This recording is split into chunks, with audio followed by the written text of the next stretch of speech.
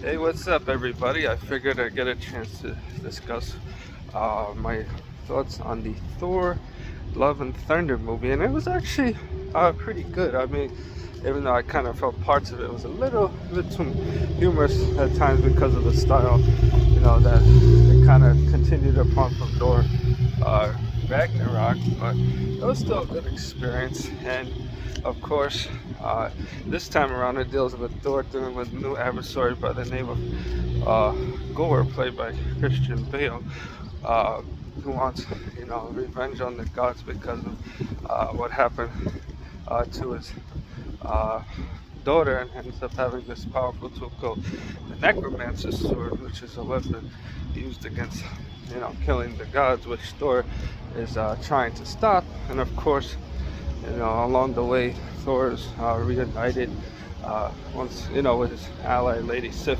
who was absent in the events of Ragnarok. And it also brings back, Jane Foster, who was, also absent in the events of Thor Ragnarok, who this time around wields, the power of Thor because, the flashbacks, show that, Thor, has his Mjolnir sword to protect, Jane in the event something were to happen. So inadvertently, he passed, on his powers to Jane with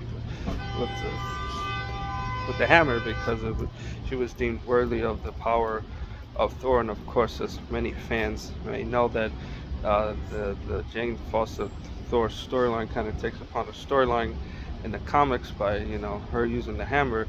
It also inadvertently kills her because it interferes with her cancer treatments, which she is undergoing treatment for.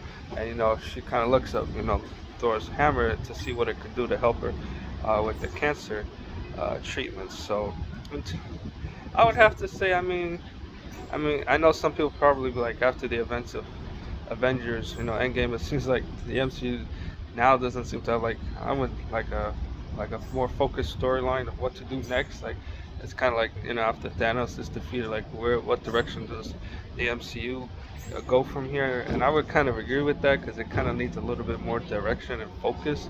And of course, the Guardians of the Galaxy also appear, but unfortunately they don't play like a really integral role like I was hoping they would have, since Thor, ended up going with them at the after events of Avengers Endgame. So I'll definitely say, for those that have seen, the previous Thor movies, check it out just to see what the hype is about. It's definitely worth it, and it's a fun adventure. So that's my thoughts on that, and it also sets up the events of the next Thor movie, which I know many people will be excited to see.